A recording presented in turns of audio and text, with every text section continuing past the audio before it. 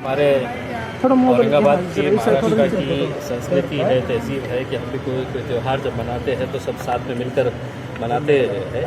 मैं आज औरंगाबाद के पुलिस कमिश्नर निखिल गुप्ता साहब से मिलने के लिए आया था और उनसे यही बात के ऊपर चर्चा की कि हमारी मदद कैसा चाहिए करके आप बताइएगा कि हम किस तरह से हमारे ये शहर के अंदर शांतता बनी रहे, इसके लिए हम क्या प्रयास कर सकते हैं। अगर हमारी कुछ मदद लगती है तो आप हमें बताइएगा करके। तो इन मुद्दों के ऊपर चर्चा हुई है। दूसरी बात ये है कि राज ठाकरे साहब आने वाले हैं, उनकी सभा होने वाली है और मैं उनको इतना ही कहना चाहूँगा कि आप 1 तारीख के दिन आपकी सभा है आज मराठवाड़ा सांस्कृतिक मंडल के मैदान के ऊपर करीब 7:30-8 बजे आपकी ये सभा शुरू होंगी। उससे पहले अगर आप हमारे साथ अगर इफ्तार करने के लिए आए और सभी हिंदू मुस्लिम साथ में बैठकर अगर हम कहीं पर बैठ के अगर हम इफ्तार करें तो मेरे हिसाब से एक बहुत अच्छा संदेश जाएगा। रमज़ान एक ऐसा महीना होता है कि जहाँ पर मुसलमान साल भर इंतज़ार करता है और पिछले 2 साल जो कोरोना की वजह से किसी का भी त्यौहार अच्छे तरीके से हम मना नहीं सके हैं, कारोबार बराबर से हो नहीं सका है। आज बहुत सारे दुकानदारों ने माल भर कर रखा हुआ है और वो किसी एक जाति के नहीं है, सभी जाति धर्म और मज़हब के लोग हैं। तो ऐसे लोगों को अपने कारोबार की फ़िक्र है कि क्या होगा करके। तो मैं औरंगाबाद के ज़िले की जनता को ये आश्वासन देना चाहता हूँ कि हम सभी लोग मिलकर अगर चाहे तो ये शहर की जो एक परंपरा है वो हम साथ में आगे भी उसको लेकर जा सकते हैं। ये सही बात है कि 99% लोग जो है वो शांति प्रिय होते हैं, वो पीस लविंग सिटीजन्स होते हैं। 1% है जो चाहते हैं कि कुछ ना कुछ गड़बड़ हो, कुछ ना कुछ हंगामा हो करके। अब ये जिम्मेदारी पुलिस की है और हमें पूरा पुलिस के ऊपर विश्वास है कि वो जो 1% है, चाहे वो किसी भी जाति धर्म और मज़हब या किसी भी राजनीतिक पार्टी के से ताल्लुक़ रखते हो, इनको कंट्रोल करने के अंदर पुलिस पूरी तरह से सक्षम है। उनको इतना पूरा विश्वास है। हम सिर्फ इतना कहना चाहेंगे जो सियासत करने के लिए आए हैं वो सियासत करे और जो इबादत करना चाह रहे हैं उन्हें इबादत करने दें। तो तुम्हाला काय भीती वाटते की औरंगाबादचं वातावरण बिघडेल?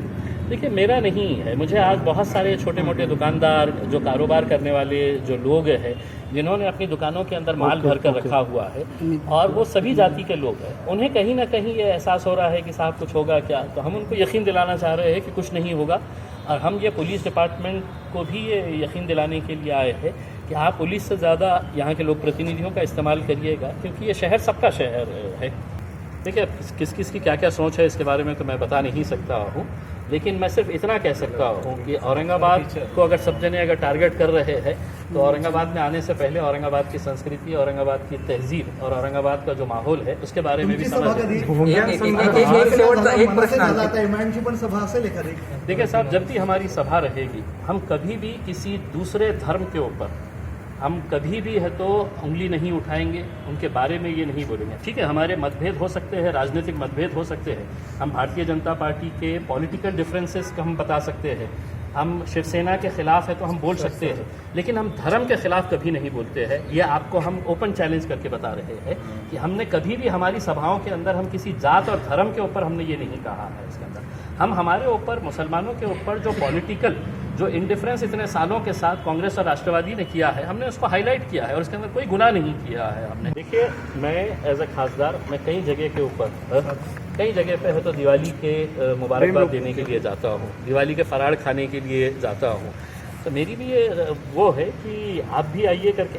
मैं तो अब एक लेटर है तो हमारे जितने भी शिवसेना के मनसे के जितने भी लोग हैं उन लोगों को ये भी लिखकर दावत दे रहा हूँ कि ईदगाह के अंदर जब नमाज हो जाती है तो सभी लोग आते हैं, आप लोग नज़र नहीं आते हैं। मैं आपको इस बार दावत दे रहा हूं कि ईदगाह की नमाज के बाद जब सभी लोग मुबारकबाद देने के लिए आते हैं तो आप लोग भी आइए, वहां पर हम आपका इस्तकबाल करेंगे और एक अच्छा संदेश जाएगा। तुम्ही एक पत्र काढलेलं होतं आणि ज्यामध्ये सगळ्यांना आवाहन केलं होतं की एमआयएमच्या विरोधात तुम्ही बोलू नका आणि आता या ठिकाणी तुमची एवढे तुम्ही शांत का होते आणि आता काय भूमिका? मेरा देखिए, मेरा यही था कि मैंने सही बात है कि ये मेरे लेवल के ऊपर मैंने डिसीजन लिया था।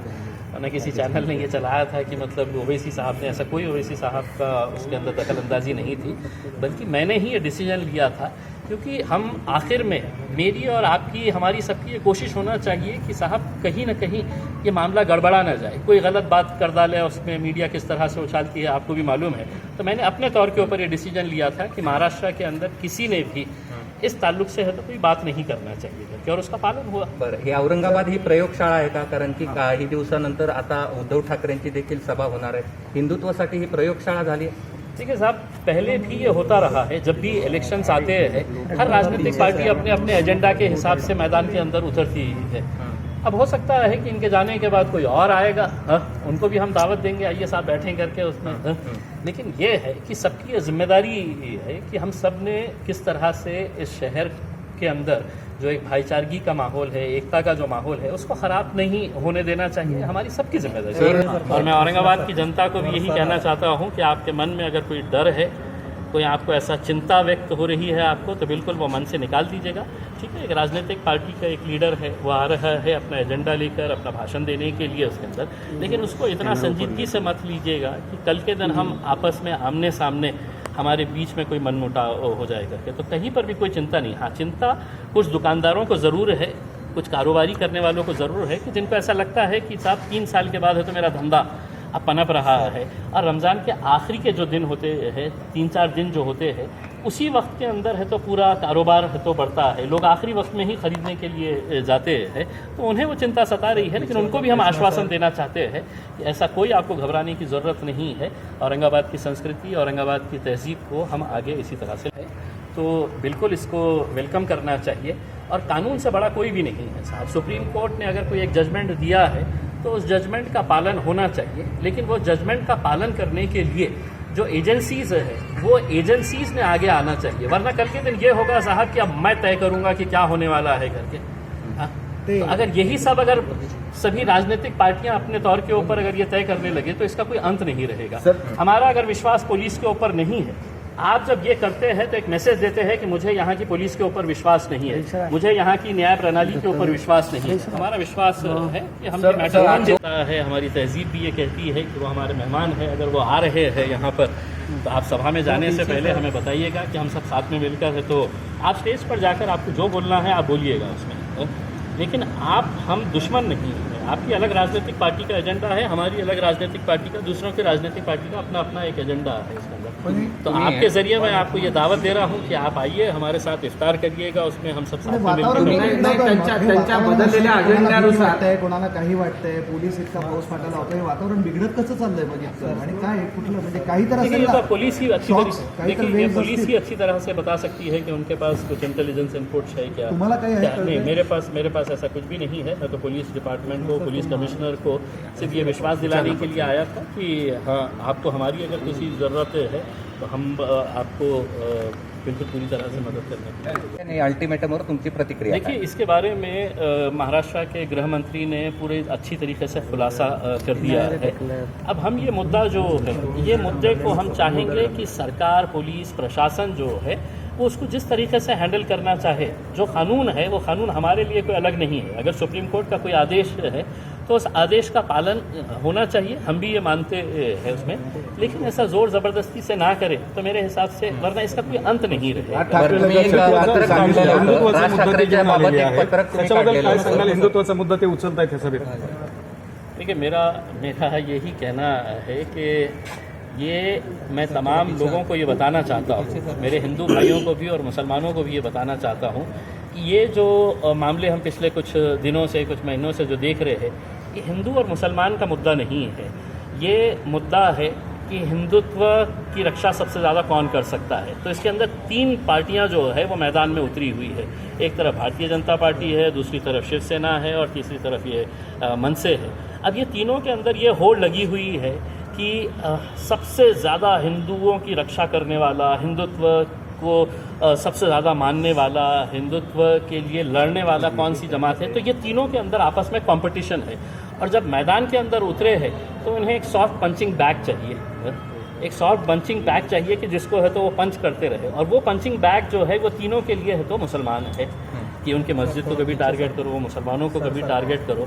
लेकिन अच्छी बात यह है कि अब लोग भी बहुत अच्छी तरीके से इन बातों को समझते हैं, तो अब लोग ना बहकावे में आएंगे, ना किसी तरह के कोई भड़काव उसके अंदर आने वाले हैं। लोग समझ गए हैं कि नुकसान अगर किसी का होता है तो गरीब का ही होता है। तो अब मुद्दे अपने अपने पॉलिटिकल इसके हिसाब से जिसको जो जैसा उठाना है उठाएंगे। इसमें इस मैदान के अंदर 3 खिलाड़ी है, एक भारतीय जनता पार्टी है, एक मनसे है और एक शिवसेना है।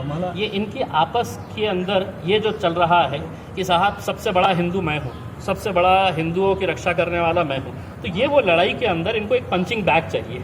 इनको कोई तो भी एक मोहरा चाहिए जिसके साथ खेल सके, जिसको बोलकर है तो हम बड़ा बन सके है करके।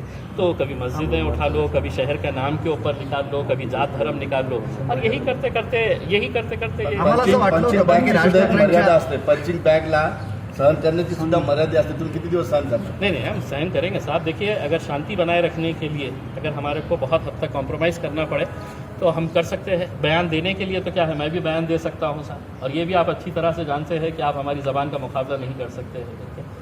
तो हम बयान दे सकते हैं, लेकिन हम नहीं चाहते हैं, क्योंकि हमारी प्राथमिकता जो है वो हमारा शहर है। धन्यवाद।